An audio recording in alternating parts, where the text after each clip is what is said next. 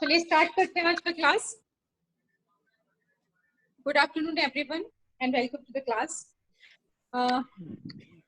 स्वतंत्रता के पश्चात हमारे देश के जो राष्ट्र के जो नीति नियंत्रक थे वो इस बात को अच्छी तरह से समझ चुके थे कि इतने विशाल देश में इतनी अधिक जनसंख्या के बीच में जो एक प्रांत से दूसरे प्रांत में असमानता है, जो एक व्यक्ति से और दूसरे व्यक्ति के बीच की जो असमानता है उसको दूर करना, उसकी दूरी को कम करना, उनके विकास को सुनिश्चित करना, अगर इसके लिए कोई एक माध्यम देखा जाए, कोई एक इंस्ट्रूमेंट चुना जाए तो केवल एक ही माध्यम हो सकता है जो इस खाई को पाट सके और पूरे राष्ट्र में एक राष्ट्रीय एकता और सामाजिक समरसता की स्थिति उत्पन्न कर सके, और वह माध्यम मात्र शिक्षा ही हो सकती है। इस चीज को अच्छी तरह से समझने के वजह से ही, कारण से ही हमारे देश में जैसे ही हमारे 1947 में स्वतंत्रता हम प्राप्त करते हैं, उसके जस्ट तुरंत ही बाद 1948 में ही सबसे पहले राधाकृष्णन कमीशन, राधाकृष्णन आयोग की नियुक्ति की जाती है। राधाकृष्णन आयोग उच्चतर सेवा में, हायर एजुकेशन के संदर्भ में अपनी रिकमेंडेशन देता है। उसके साथ साथ ये राष्ट्रीय एकता और मोरल डेवलपमेंट, नैतिक विकास के संदर्भ में भी कुछ अपनी संस्कृतियां प्रस्तुत करता है। तो जो सबसे पहले कमीशन आता है वो 1948 में राधाकृष्णन आयोग। 1952 में इसके जस्ट 4 साल बाद ही सेकेंडरी एजुकेशन कमीशन या मुदालियर कमीशन की नियुक्ति की जाती है। मुदालियर आयोग की नियुक्ति की जाती है जो कि सेकेंडरी एजुकेशन के संदर्भ में अपनी संस्तुतियां देते हैं। ये हायर एजुकेशन और ये सेकेंडरी एजुकेशन, ये आयोग 1952 में ये होती है। इसके बाद जो नेक्स्ट आयोग आता है इसके बारे में हमने डिटेल से पढ़ा भी है। 1964 में कौन सा कमीशन आया?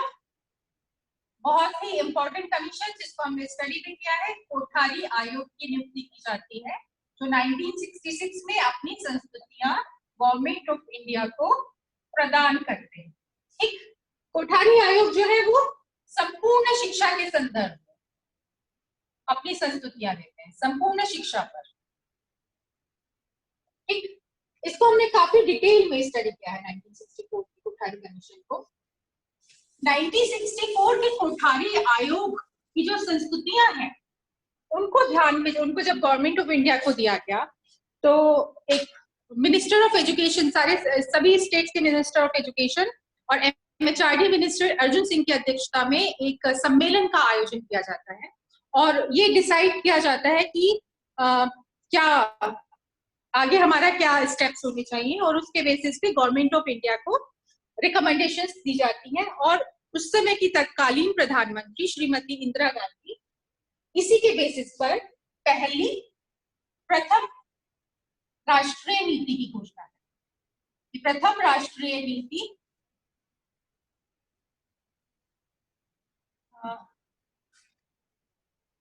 प्रथम राष्ट्रीय शिक्षा नीति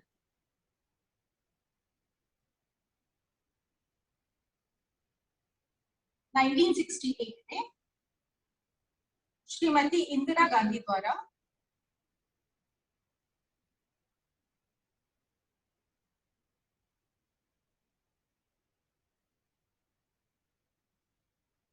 प्रथम राष्ट्रीय शिक्षा नीति की घोषणा की जाती है। ये प्रथम राष्ट्रीय शिक्षा नीति किस पर बेस्ड है? 1964 की कोठारी कमीशन की बेस्ड।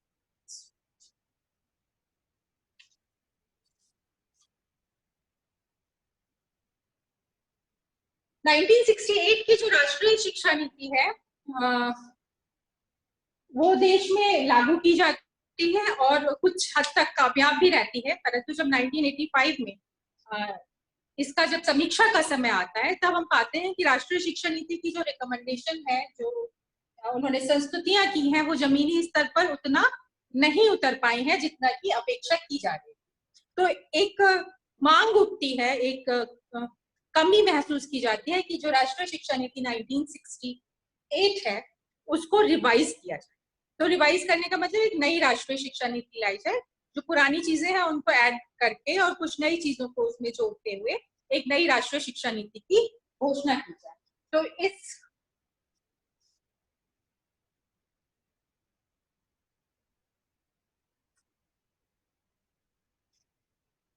कमी को दूर करने के लिए गवर्नमेंट ऑफ इंडिया ने 1986 में एक नई राष्ट्रीय शिक्षा, जिसको हम नई राष्ट्रीय शिक्षा नीति,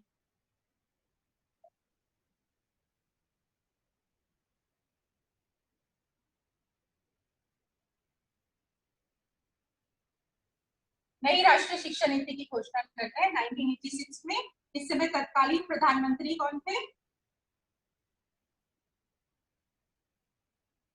राजीव गांधी।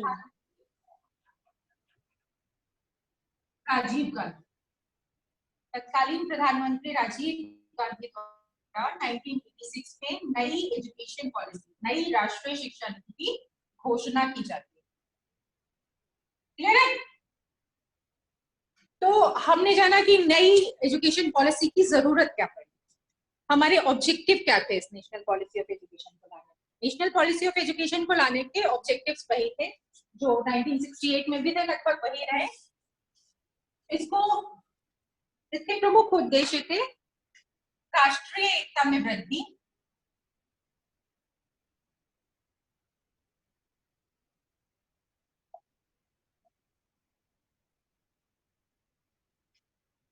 सबसे पहले बात करें तो राष्ट्रीय एकता दूसरे नंबर पे रखेंगे। सबसे पहला था इक्वालिटी ऑफ एजुकेशनल अपॉर्चुनिटी, शिक्षा में समानता लाने के लिए समान शैक्षिक अवसरों की उपलब्धता सुनिश्चित करें।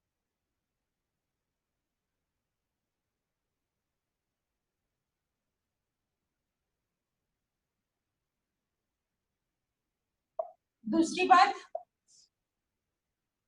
राष्ट्रीय एकता में वृद्धि के लिए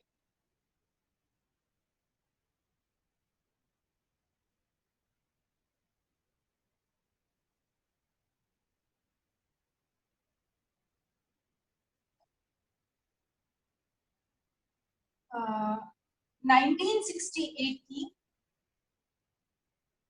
शिक्षा नीति, मैम ब्लैक बोर्ड पूरा कवर नहीं हो रहा।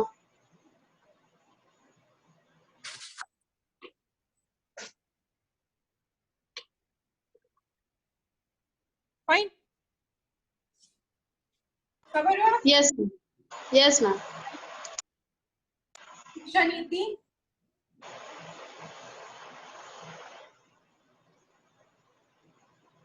द्वारा जिन उद्देश्यों की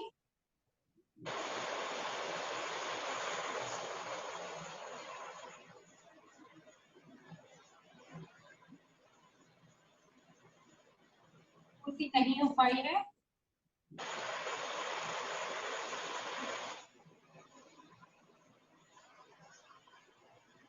उन्हें प्राप्त करने का, उन्हें प्राप्त करना।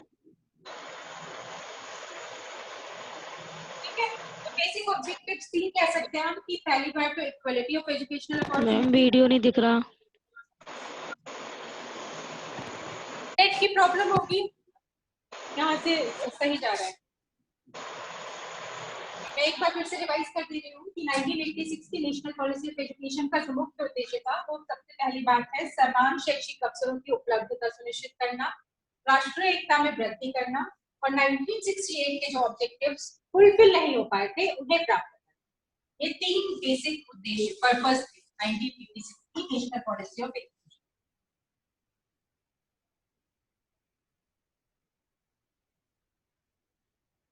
नेशनल पॉलिसी ऑफ एजुकेशन का जो मसौदा तैयार हुआ, जो रिपोर्ट है, वो कुल 12 खंडों 12 सेक्शंस में डिवाइडेड है। 12 खंड है इसमें। इन सभी खंडों की चर्चा करना आवश्यक नहीं है। लेकिन इसका जो इसमें जो एक महत्वपूर्ण स्टेटमेंट दिया गया है और जिसके बारे में अक्सर पूछा भी जाता है कि वो कौन सी शिक्षा नीति है जिसने शिक्षा को एक निवेश माना है। शिक्षा क्या है? निवेश है।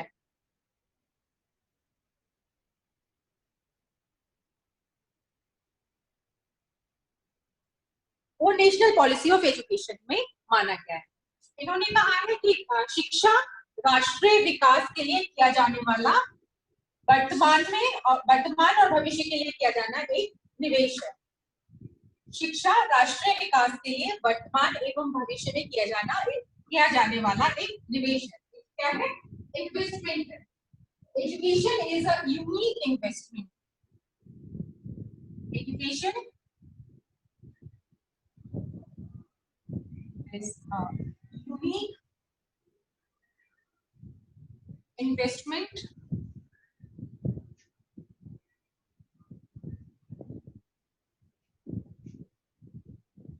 in the present and future.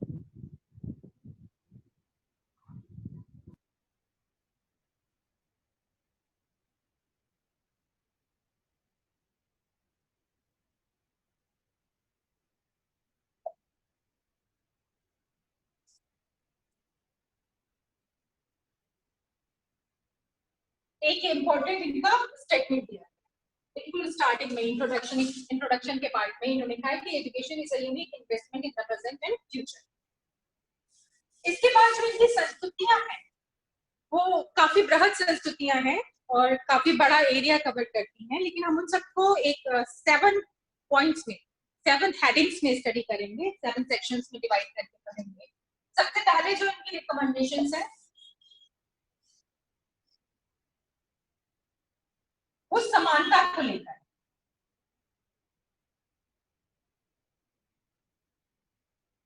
Equality of educational opportunities को लेकर।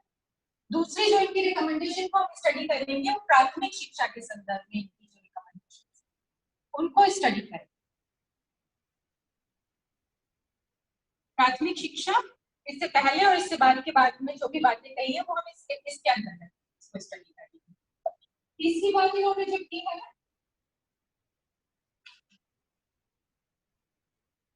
तकनीकी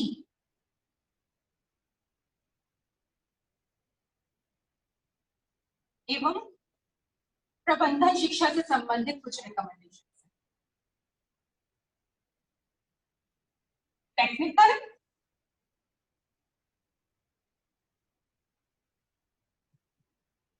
एंड मैनेजमेंट एजुकेशन उनको स्टडी करेंगे।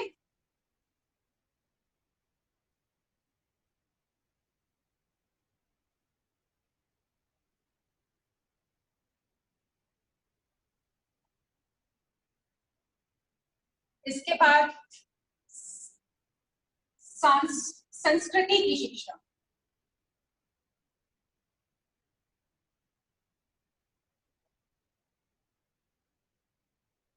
इसकी बात करेंगे। अध्यापक टीचर्स के लिए इन्होंने क्या रिकमेंडेशन दी है और टीचर ट्रेनिंग के लिए क्या दी है। अध्यापकों से संबंधित शिक्षा के बारे में बात करेंगे। प्लानिंग एंड मैनेजमेंट, प्लानिंग यानी योजना एवं प्रबंधन।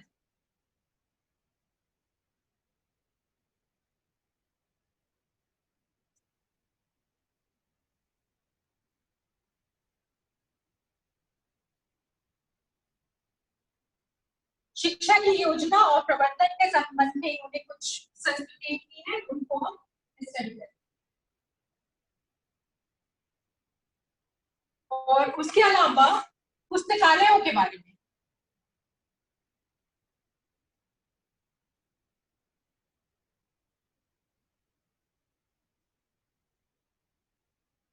इन्होंने जो रिकमेंडेशन दी है उसकी बात करें। क्लियर है? सबसे पहले हम बात करेंगे कि इन्होंने इक्वालिटी ऑफ एजुकेशनल अपॉर्चुनिटीज के लिए क्या कहा है। फिर हम बात करेंगे कि प्राथमिक शिक्षा उससे पहले की और इससे बाद के लिए इन्होंने क्या संस्कृतियां की हैं। प्राथमिक शिक्षा से पहले अर्ली चाइल्डहुड केयर एजुकेशन और उसके बाद में वोकेशनल एजुकेशन की बात की है। मैम ये क्या लिख रहा है कोने पे? 7 पुस्तकालय, पुस्तकालयों के संदर्भ में इन्होंने कुछ इंपॉर्टेंट रिकमेंडेशन उसकी बात। थर्ड नंबर पे टेक्निकल और मैनेजमेंट एजुकेशन के संबंध में इन्होंने कुछ संशोधन किया वो। इसके अलावा हमारी कल्चरल हेरिटेज को इन्होंने कहा है कि उसको एजुकेशन के साथ इनकॉर्पोरेट करना चाहिए और शिक्षा को संस्कृति का संरक्षण करना चाहिए और अपनी सांस्कृतिक विरासत को अगली पीढ़ी तक हस्तांतरित करना चाहिए। उसके लिए इन्होंने कुछ रिकमेंडेशन दी है, उसको संस्कृति शिक्षा के अंतर्गत देंगे। अध्यापक के संबंध में जो संस्कृतियां दी है और प्रशिक्षण के संबंध में उसको अलग हेड में करेंगे। और योजना एवं प्रबंधन, शिक्षा का योजना यानी प्लानिंग और मैनेजमेंट, उसके संबंध में जो रिकमेंडेशन दी है। और लास्ट में हम करेंगे पुस्तकालय के संबंध में इन्होंने क्या इंपॉर्टेंट रिकमेंडेशन दी है। तो हम सबसे पहले बात करते हैं क्वालिटी ऑफ एजुकेशनल अपॉर्चुनिटीज।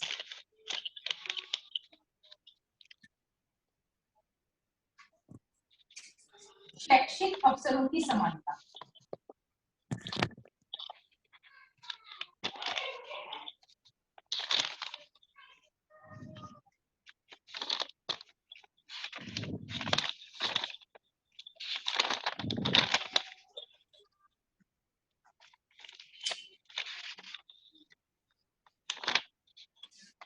शैक्षिक अवसरों की समानता सुनिश्चित करने के लिए सबसे पहले का रिकमेंडेशन ये है कि पूरे राष्ट्र में 10+2+ समान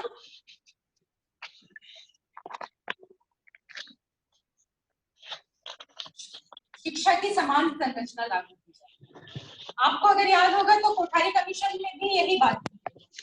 कोठारी कमीशन के बेसिस पर 1968 की पॉलिसी आती है, उसमें भी ये बात की गई है। इसको दोबारा कहने से ये लगता है कि 1968 की जो रिकमेंडेशंस थी वो फुलफिल नहीं हो पाई है और पूरे राष्ट्र में ये सिस्टम लागू नहीं हो पाया। तो एनपी 1986 फिर से एम्फसाइज करता है कि पूरे देश में शिक्षा की समान संरचना लागू की जाए।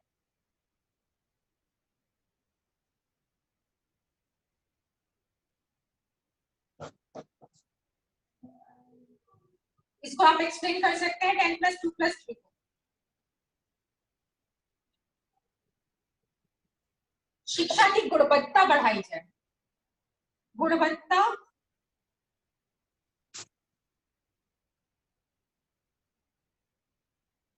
पूर्ण शिक्षा की व्यवस्था की जाए।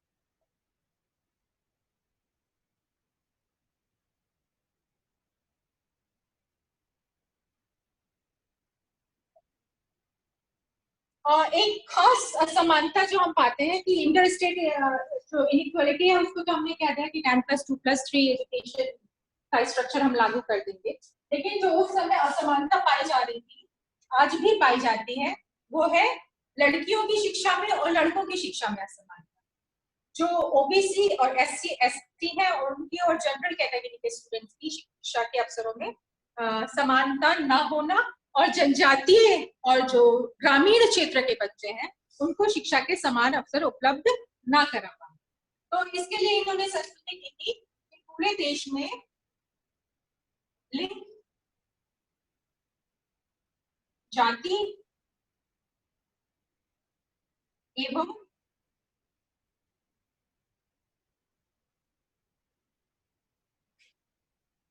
सभी लिंग, जाति एवं वर्ग के लोगों को शिक्षा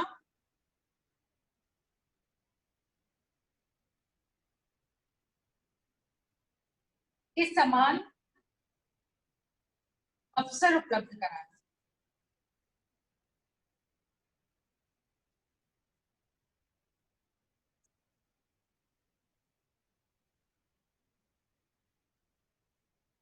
इसके लिए क्या जरूरत है? बालिकाओं की शिक्षा,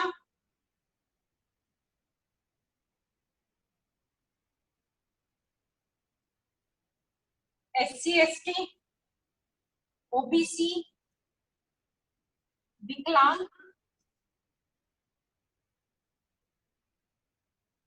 और ग्रामीण क्षेत्र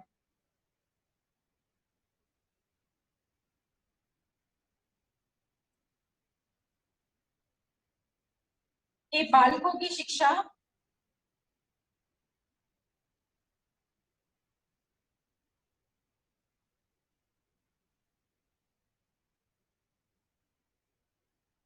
और विशेष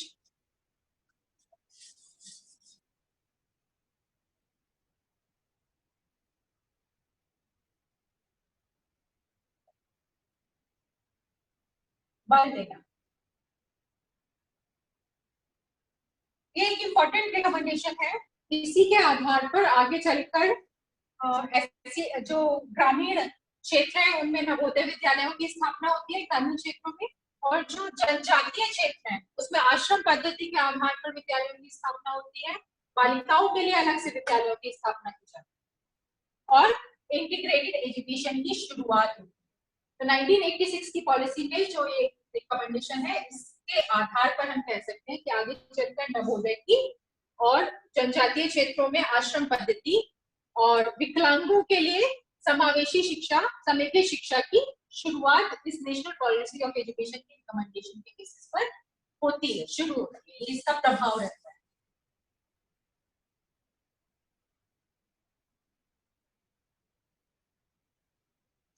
अब इन सब चीजों को, इन सब उद्देश्यों को प्राप्त करने के लिए इस नीति के क्रियान्वयन के लिए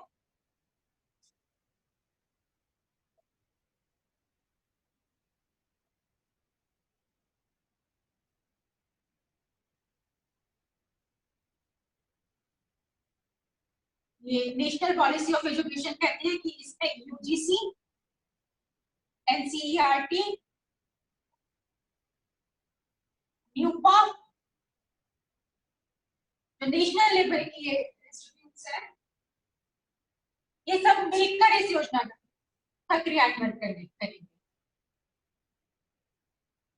मिलकर क्रियान्वयन करेंगे।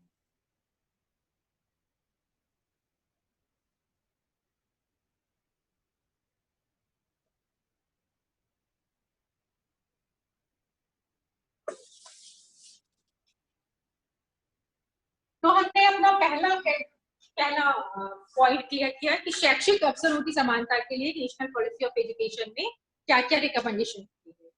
सबसे पहले शिक्षा का समान स्तर संरचना जो है पूरे देश में लागू की जाए, 10+2+3।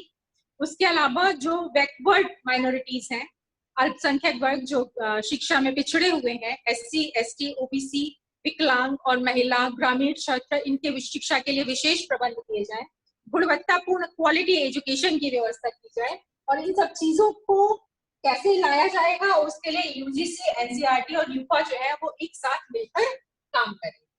क्लियर है फर्स्ट पॉइंट। हम आगे बात करते हैं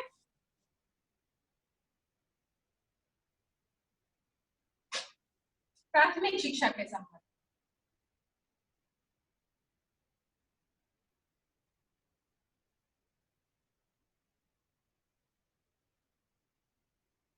प्राथमिक शिक्षा की जगह हम इसको कहते हैं विद्यालयी शिक्षा तो ज्यादा हो जाएगा, विद्यालयी शिक्षा के संबंध, क्योंकि इसमें काफी चीजों को इंक्लूड किया है।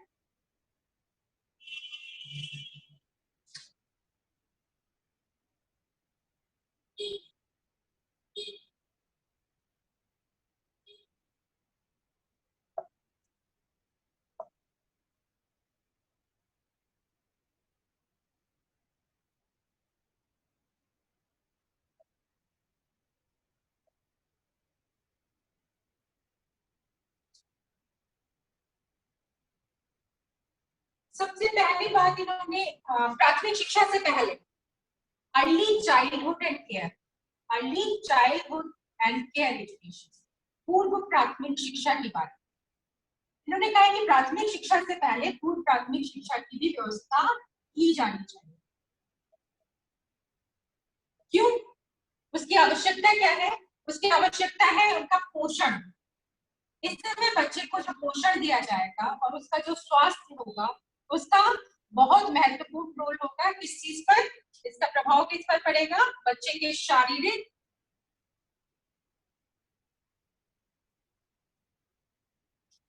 मानसिक,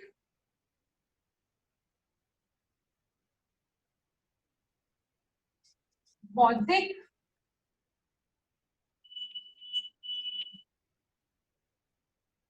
शारीरिक, मानसिक, सामाजिक, मानसिक और बौद्धिक एक ही चीज है, सामाजिक और नैतिक विकास पर।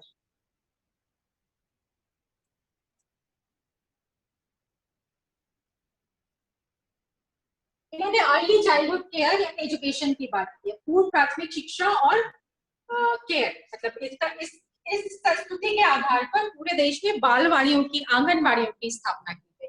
मतलब जो कि बच्चे प्राथमिक शिक्षा से पूर्व की अवस्था में 0 से 5 साल के बच्चे हैं, उनको एक जगह पर रखकर उनके न्यूट्रिशन, उनके पोषण और उनके स्वास्थ्य की पर ध्यान दिया जाए और उनको कुछ एजुकेशन प्रोवाइड की जाए, क्योंकि इस पोषण और स्वास्थ्य का उनके शारीरिक, मानसिक, सामाजिक, नैतिक विकास से बहुत, नैतिक और चारित्रिक विकास से बहुत ज्यादा प्रभाव पड़ता है पोषण और स्वास्थ्य का। तो एक इम्पोर्टेंट रिकमेंडेशन इनकी early childhood care and education के संबंध में। Early childhood care and education के बाद पूर्व प्राथमिक शिक्षा के बाद हम बात करेंगे प्राथमिक शिक्षा। प्राथमिक शिक्षा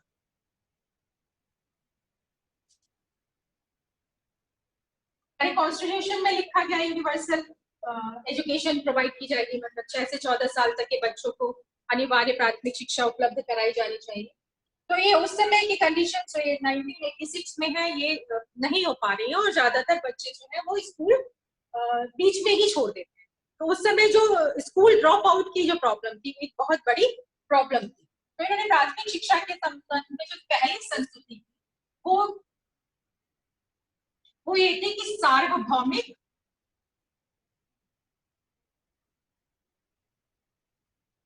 स्थायित्व प्राप्त किया जाए, सार्वभौमिक स्थायित्व प्राप्त किया जाए, यानी कि सारे ही बच्चे जो है वो अपनी प्राइमरी एजुकेशन पूरी करें, यूनिवर्सल रिटेंशन।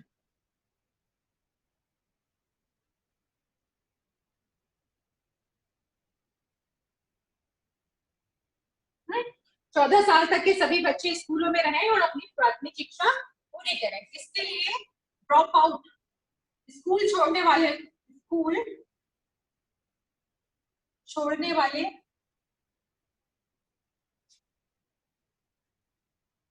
बच्चों की जो समस्याएं हैं, बच्चों की जो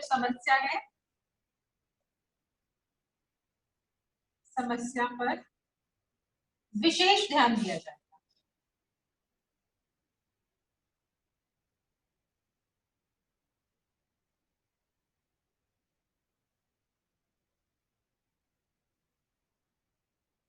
एक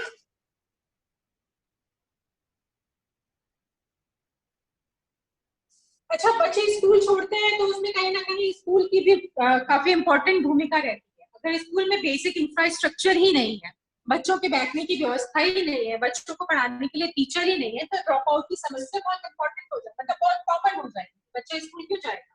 ठीक, तो इसके लिए एक तो इन्होंने कहा कि विशेष ध्यान दिया जाना चाहिए और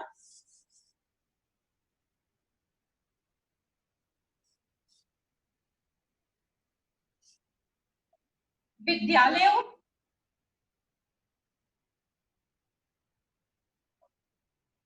में मूलभूत सुविधाओं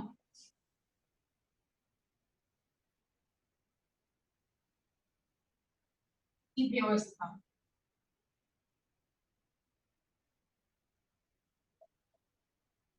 की जाए। ये भी एक इम्पोर्टेंट रिकमेंडेशन थी और इसके बेसिस पे आगे चलकर काम भी हुआ और आपके सिलेबस में भी है, इसको हम स्टडी करेंगे। इस संस्कृति के बेसिस पर 1986 में एनपीटी 1986 में इन संस्कृति की बेसिक सुविधाओं की व्यवस्था की जाए, उसके बेसिस पर ऑपरेशन ब्लैक बोर्ड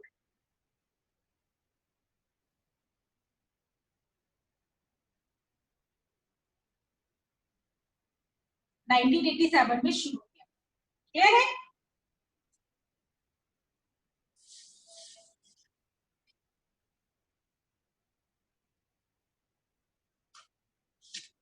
तो ये प्राथमिक शिक्षा से संबंधित था।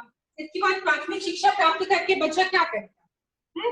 सेकेंडरी एजुकेशन में जाएगा। तो इन्होंने कहा कि जो बच्चे प्राइमरी एजुकेशन प्राप्त कर चुके हैं उनके लिए व्यावसायिक संस्थाएं खोली जाए। इन्होंने कहा व्यावसायिक पाठ्यक्रम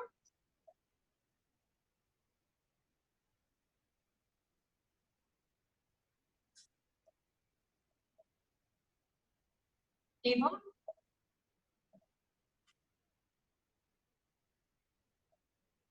व्यावसायिक संस्थाएं आरंभ की जाए।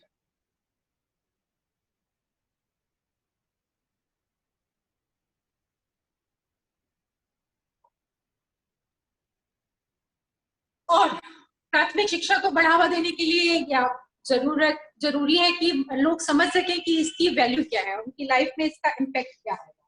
तो इन्होंने एक वही रिकमेंडेशन जो आपने आजादी से पहले हंटर कमीशन में भी पढ़ा है कि जो प्राथमिक शिक्षा प्राप्त बच्चे हैं, प्राथमिक शिक्षा प्राप्त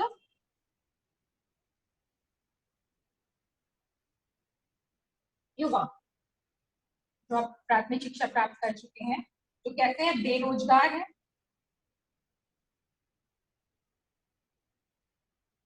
या अर्ध बेरोजगार,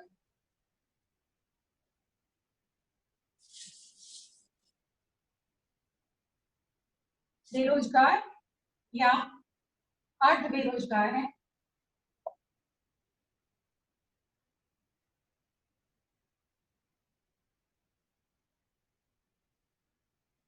अंडर कमीशन ने कहा था उनको एजुकेशन के बाद में नौकरी दी जाए। उन्होंने यहाँ पर नौकरी की बात नहीं की है, उनको व्यावसायिक शिक्षा प्रदान।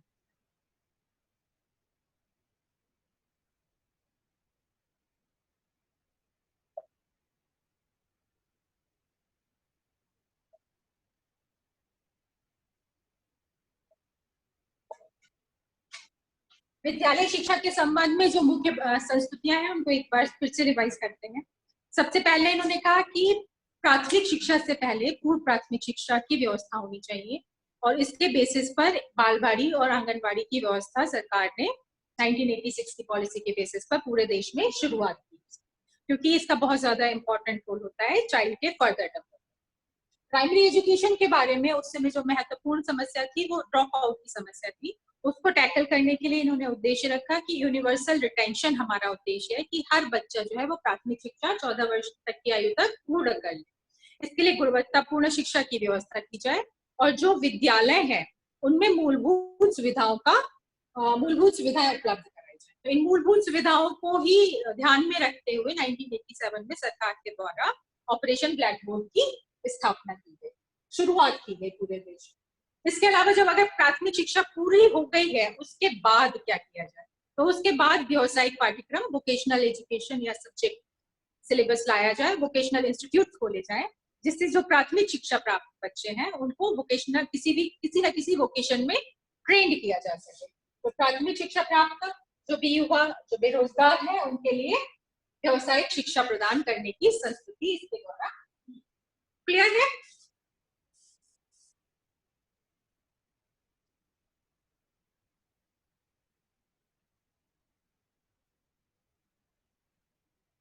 इसके बाद हम बात करते हैं टेक्निकल एंड मैनेजमेंट एजुकेशन।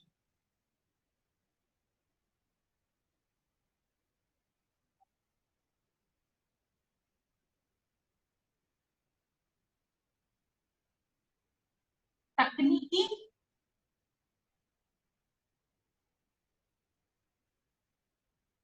एवं प्रबंधन शिक्षा। 1986 का दौर वो दौर था जब लोगों को कंप्यूटर का ज्ञान बहुत कम था। हम टेक्निकल एजुकेशन में भी जाते थे, कुछ तकनीकी काम भी सीखते थे, मैनेजमेंट MBA की डिग्री भी हासिल करते थे, लेकिन फिर भी उस समय के जो युवा थे उनका कंप्यूटर में मामला थोड़ा गड़बड़ था, थोड़ा सा हाथ जिसको कहते हैं ना टाइट। तो इन्होंने तकनीकी एवं प्रबंधन शिक्षा में इन्होंने कहा कि कंप्यूटर की शिक्षा जो कंप्यूटर, चाहे आप कुछ भी चीज सीख रहे हैं आप उसमें आपको कंप्यूटर का बेसिक का प्रारंभिक ज्ञान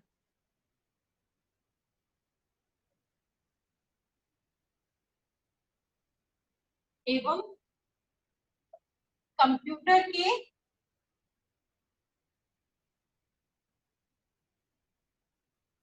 उपयोग की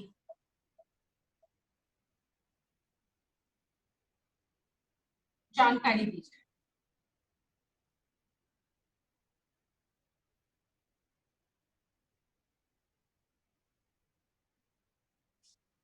कंप्यूटर, दूसरी बात फिर वहीं पर आता है कि जो प्रिविलेज्ड लोग होते हैं वो आसानी से टेक्निकल और मैनेजमेंट की एजुकेशन प्राप्त कर लेते हैं, परंतु जो बालिकाएं हैं, जो रूरल एरिया में पढ़ने रहने वाले बच्चे हैं, और या फिर जो विकलांग हैं, या जो जिनकी सोशियो इकोनॉमिक कंडीशंस ठीक नहीं है, उनको टेक्निकल और मैनेजमेंट शिक्षा का खर्चा उठाना मुश्किल होता है।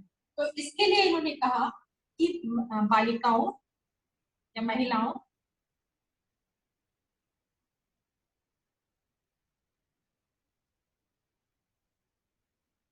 विकलांगों और आर्थिक रूप से पिछड़े हुए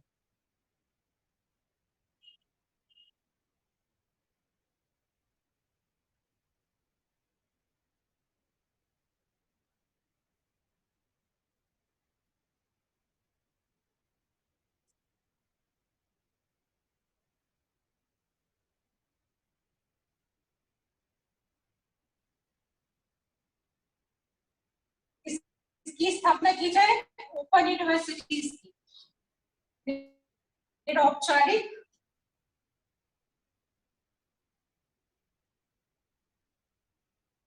अनौपचारिक कार्यक्रम बनाए जाए।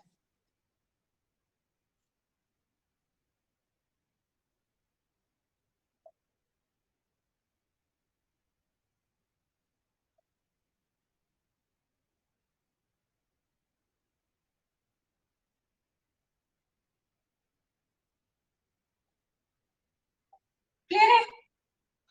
तो टेक्निकल एजुकेशन के बारे में और मैनेजमेंट के एजुकेशन के बारे में दो इंपॉर्टेंट रिकमेंडेशंस है। एक तो कंप्यूटर की एजुकेशन टेक्निकल एजुकेशन के साथ अनिवार्य कर दी जानी चाहिए, और दूसरा जो इकोनॉमिकली वीकर सेक्शंस है, फीमेल्स हैं, विकलांग है, रूरल एरिया में पढ़ने वाले बच्चे हैं, उनके लिए अनौपचारिक कार्यक्रमों की शुरुआत की जानी चाहिए। हमारे 3 पॉइंट्स क्लियर हुए जो अब तक हमने स्टडी किए हैं। सबसे पहले क्वालिटी ऑफ एजुकेशनल अपॉर्चुनिटी, उसके बाद हमने बात की स्कूल एजुकेशन की, और फिर उसके बाद हमने बात की management and technical and management. Fourth number पर हम बात करेंगे संस्कृति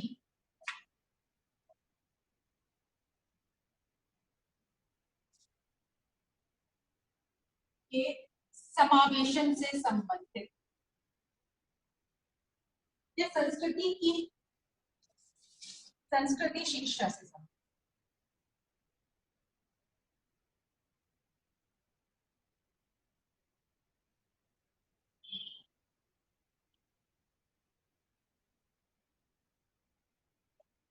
कौन कौन सी संस्कृतियां की है? इन्होंने कहा कि जो एजुकेशन है उसमें कल्चरल एलिमेंट्स को जोड़ा जाना बहुत जरूरी है, जिससे कि जो बच्चे हैं वो हमारी संस्कृति को समझ सके और उसको पहचान सके। तो इसके लिए जरूरी है कि उन्होंने कुछ 10 पॉइंट्स 10 बिंदु दिए। इनकी शिक्षा 10 केंद्रित बिंदु, केंद्रित विषय कह दीजिए। इन विषयों की शिक्षा जो है हर लेवल पर, प्राइमरी पे, सेकेंडरी पे, हायर पे, जिस तरीके से भी इंकॉर्पोरेट की जा सके वो की जानी चाहिए। केंद्रित विषयों की शिक्षा स्तरानुकूल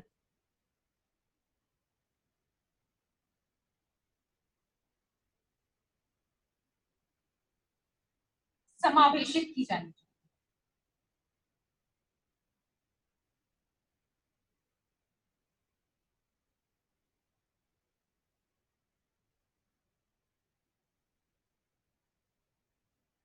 ये 10 बिंदु आपके जो थे, इसमें पहला था भारतीय स्वतंत्रता संग्राम,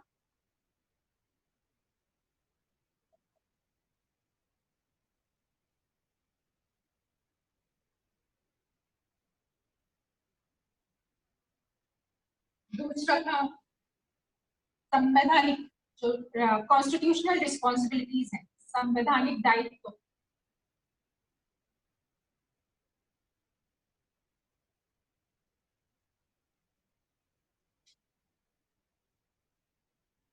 राष्ट्रीयता के पोषक तत्व यानी नेशनैलिटी को कौन कौन सी चीजें प्रमोट करती हैं, उनकी शिक्षा।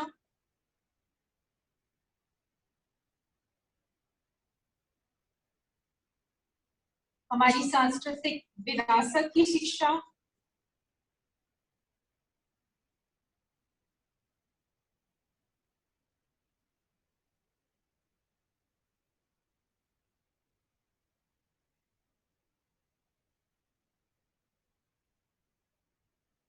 नर नारी समानता, इक्वालिटी ऑफ जेंडर की शिक्षा,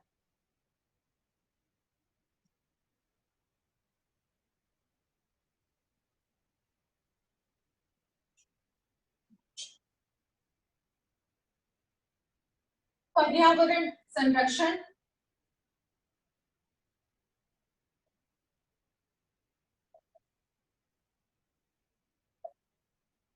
शिक्षा, सामाजिक प्रगति में बाधक तत्व,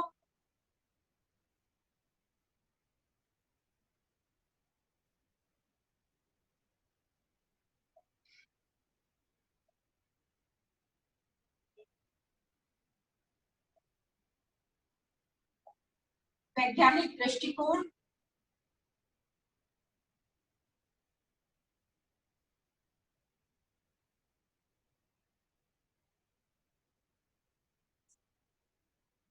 सीमित परिवार,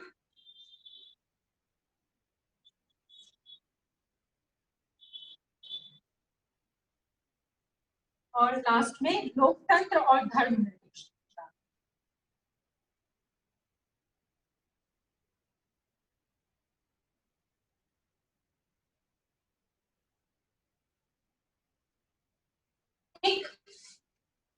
तो इन्होंने कहा कि हमारे जो भी सिलेबस है, प्राइमरी में है चाहे सेकेंडरी में है चाहे हायर में है, उनमें कुछ केंद्रीय तत्व हर सब्जेक्ट में इनकॉर्पोरेट होने चाहिए, जिनमें ये 10 पॉइंट इन्होंने दिए कि इनसे संबंधित शिक्षा हमें अपने विद्यार्थियों को प्रदान करनी है और शिक्षा के द्वारा इन चीजों के बारे में उन्हें जागरूक बनाना है।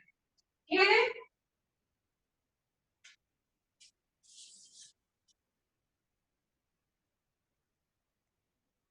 मैम ये क्या लिख रहा है सामाजिक प्रगति में? बाधक तत्व, बाधक तत्व, ठीक।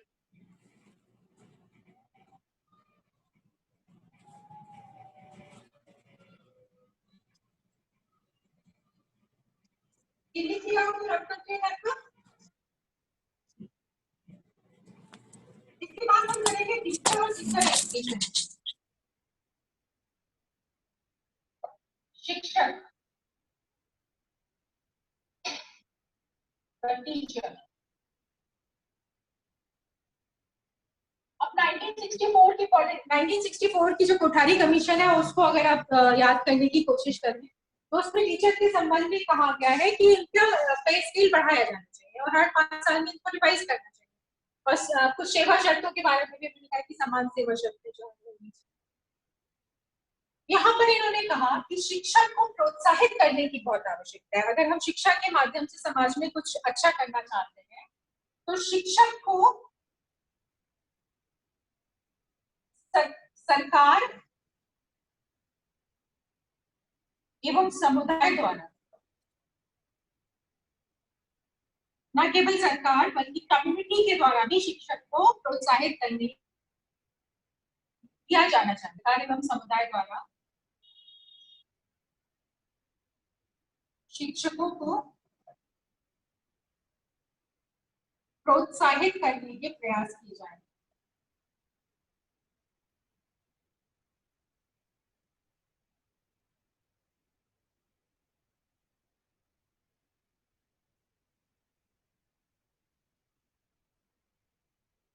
ठीक,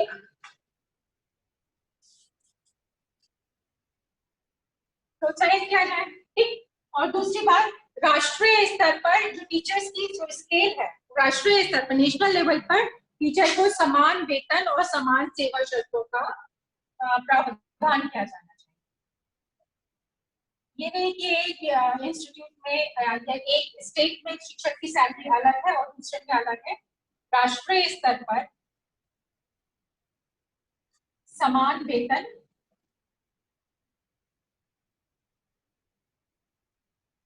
एवं समान सेवा शर्त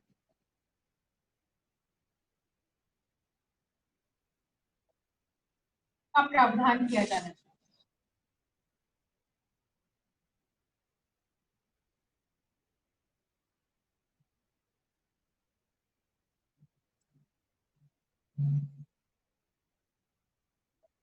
अब बात आते हैं टीचर ट्रेनिंग की। तो इन्होंने कहा कि प्राथमिक विद्यालयों के शिक्षक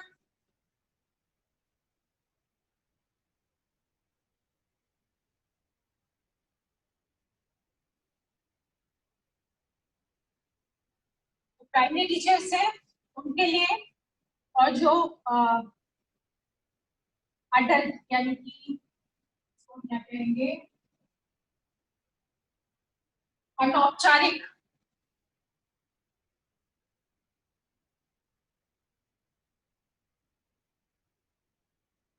एवं प्रौढ़ शिक्षा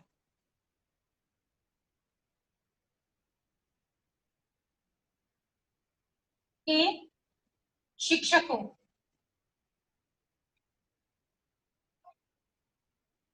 के प्रशिक्षण के लिए, ये बहुत इंपॉर्टेंट है, इसका ध्यान दें। उन्होंने कहा कि प्राथमिक विद्यालय के शिक्षक, अनौपचारिक और प्रौढ़ शिक्षा के जो शिक्षक हैं उनके प्रशिक्षण के लिए किसकी स्थापना की जानी चाहिए? के लिए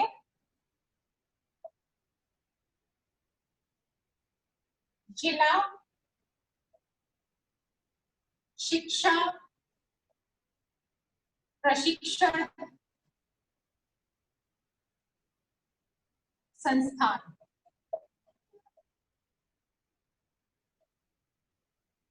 की स्थापना की जानी चाहिए। तो जो आपका डाइट है वो इसी रिकमेंडेशन पे आधारित है, इसी रिकमेंडेशन के बेस पे बनाया है।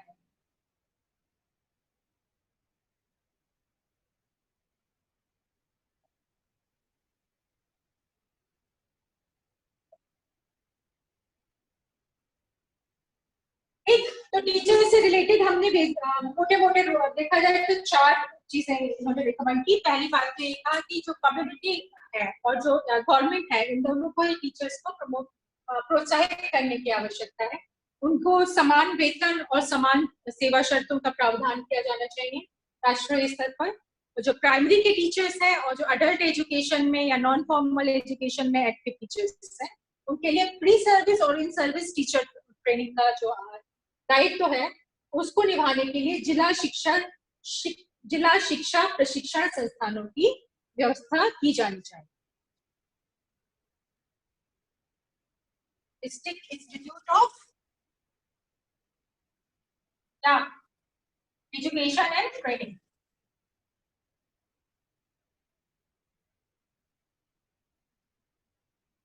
6 पॉइंट पे आ गया, उसके बाद 7th क्लास में। ज्यादा तो लंबा नहीं हो रहा।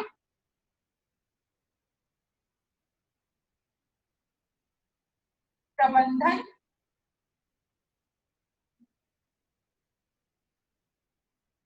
शिक्षा की योजना एवं प्रबंधन।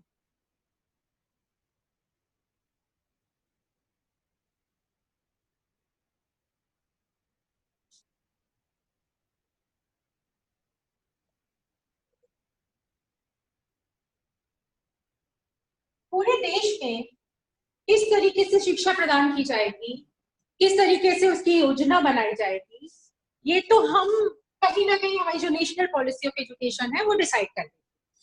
मगर उन ऑब्जेक्टिव्स को प्राप्त करने के लिए जो लोग काम करते हैं वो कौन होते हैं? वो एजुकेशन के एजुकेशनल मैनेजर आप कह सकते हैं, एजुकेशन शिक्षा के जो एडमिनिस्ट्रेटर हैं, शिक्षा अधिकारी हैं, वो होते हैं। आपका जो भी शैक्षिक संस्थान है उसका जो हेड होता है वो होते हैं। ये लोग क्या करते हैं कि जमीनी स्तर पर योजनाएं बनाते हैं और उसको एग्जीक्यूट करते हैं।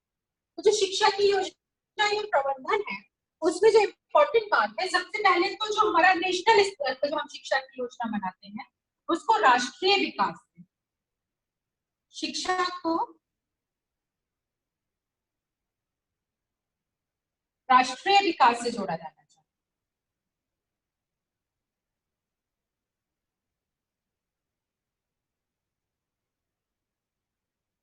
शिक्षा योजना कर दीजिए, शिक्षा योजना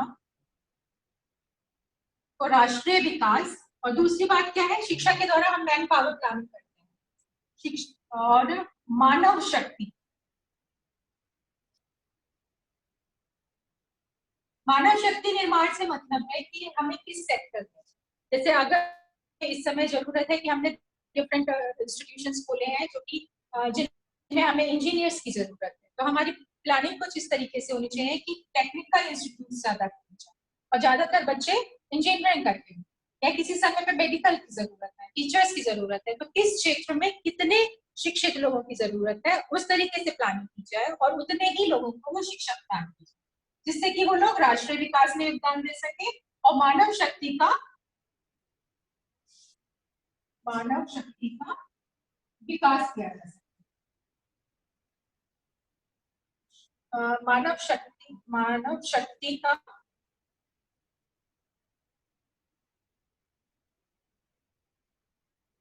उचित प्रबंध किया जा सके। शिक्षा योजना को राष्ट्रीय विकास एवं मानव शक्ति के प्रबंधन से एक उचित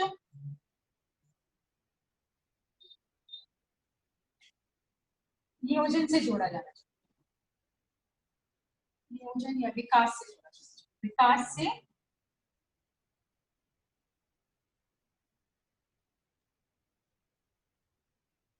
ये पॉइंट क्लियर है? किसी को कोई डाउट इसमें? थोड़ा टेक्निकल है चीज। नेशनल डेवलपमेंट के लिए एक स्पेसिफिक फील्ड में हमें कितने लोगों की जरूरत है, उसके हिसाब से हमको अपनी एजुकेशन की पॉलिसी बनानी है, ठीक? एक बात। और दूसरी बात, हमने पहली बात की, जो बात की उसमें हमने माना कि शिक्षा की योजना और प्रबंधन के लिए जो आवश्यक लोग हैं वो कौन कौन है? शिक्षा नियोजक,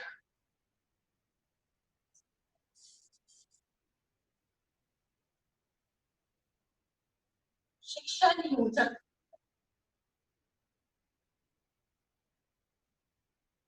शिक्षा नियोजकों, शिक्षा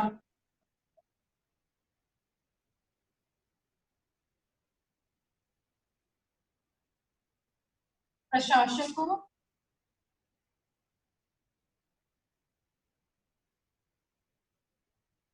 तथा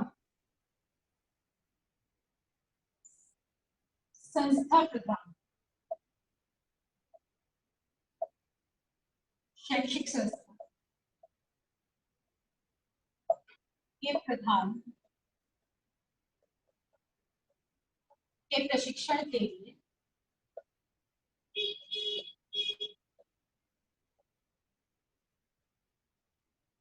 व्यवस्था की जानी चाहिए।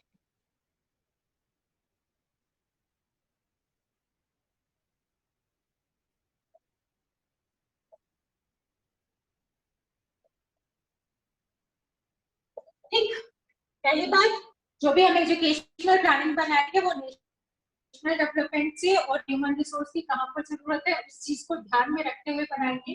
दूसरा, जो भी एजुकेशन के प्लानर्स हैं, एजुकेशन के एडमिनिस्ट्रेटर हैं और जो एजुकेशनल इंस्टीट्यूट्स के हेड हैं, उन सबके प्रशिक्षण की भी व्यवस्था की जाती है।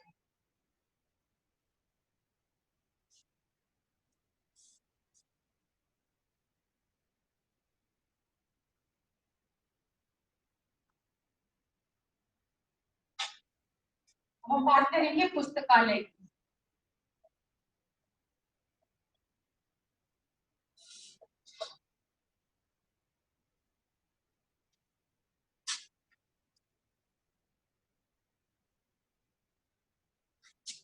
जो उस समय एग्जिस्टिंग पुस्तकालय लाइब्रेरीज हैं, पुस्तकालय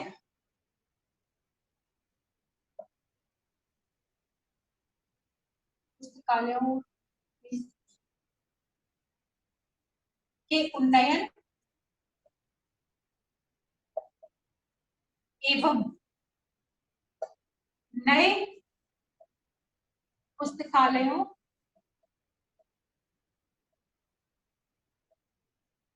की स्थापना के लिए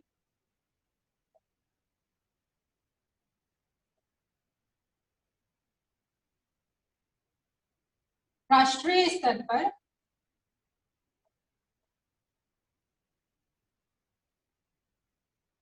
अभियान चलाया जाए।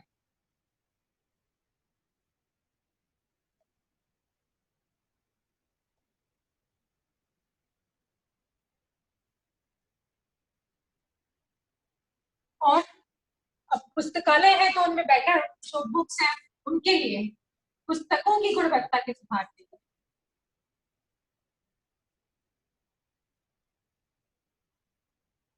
गुणवत्ता सुनिश्चित करने के लिए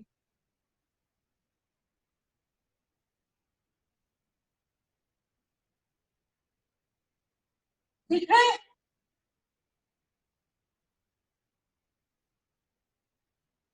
रचनात्मक लेखन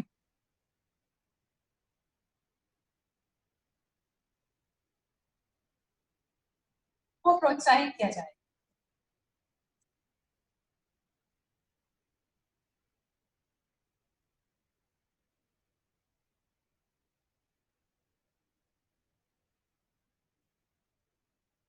ठीक, तो हमने पढ़ा आज कि नेशनल पॉलिसी ऑफ एजुकेशन 1986 का डेवलपमेंट कैसे कैसे होता है। सबसे पहले कौन सी कमीशन आती है? पहली राष्ट्रीय शिक्षा नीति क्या है? पहली राष्ट्रीय शिक्षा नीति के बाद दूसरी नई राष्ट्रीय शिक्षा नीति को लाने की क्या आवश्यकता है, क्यों आई है, उसकी इंपॉर्टेंट रिकमेंडेशंस क्या क्या है। सबसे पहले हमने देखा कि इक्वालिटी ऑफ एजुकेशनल अपॉर्चुनिटी के संबंध में उसकी क्या संस्तुतियां हैं। उसके बाद विद्यालय शिक्षा में early childhood care and education, primary education, vocational education के संबंध में हमने उसकी रिकमेंडेशंस को स्टडी किया। उसके बाद हमने स्टडी किया कि टेक्निकल एजुकेशन और मैनेजमेंट की एजुकेशन के लिए क्या उनके रिकमेंडेशन है, जिसमें उन्होंने कंप्यूटर एजुकेशन की बात की और उसके अलावा निरौपचारिक शिक्षा केंद्र टेक्निकल एजुकेशन के लिए खोले जाने की बात की। उसके बाद हमने देखा कि टीचर के संबंध में उनकी क्या रिकमेंडेशन है। कल्चरल एलिमेंट्स को इनकॉर्पोरेट करने के लिए उनकी क्या रिकमेंडेशन है, जो 10 पॉइंट्स हैं उनको कैसे हम इनकॉर्पोरेट करेंगे शिक्षा में, उसकी बात की। उसके बाद हमने देखा जो एजुकेशन की प्लानिंग और मैनेजमेंट है उसके लिए उन्होंने कहा कि इसको किससे, राष्ट्रीय विकास से और मानव शक्ति के नियोजन से जोड़ा जाना चाहिए। और जो टीचर एजुकेटर्स, जो एजुकेशन के एडमिनिस्ट्रेटर्स हैं, एजुकेशनल एडमिनिस्ट्रेटर्स हैं, एजुकेशनल मैनेजर्स हैं, एजुकेशनल प्लानर्स हैं, एजुकेशन इंस्टीट्यूट के हेड्स हैं, उनके लिए ट्रेनिंग की व्यवस्था की जानी चाहिए। और पूरे देश में लाइब्रेरीज का एक पूरा नेटवर्क बनाए जाने की आवश्यकता है। तो उसके लिए राष्ट्रीय स्तर पर एक अभियान चलाया जाएगा और गुणवत्तापूर्ण पुस्तकों की व्यवस्था के लिए रचनात्मक लेखन को प्रोत्साहित किया जाएगा। इस सब के अलावा एक इम्पोर्टेंट पॉइंट अलग से आप नोट कर लीजिए कि ये वो नेशनल पॉलिसी ऑफ एजुकेशन थी जिसने कहा कि डिग्री को, एजुकेशन में इन्होंने कहा कि डिग्री को नौकरी के साथ नहीं जोड़ा जाए।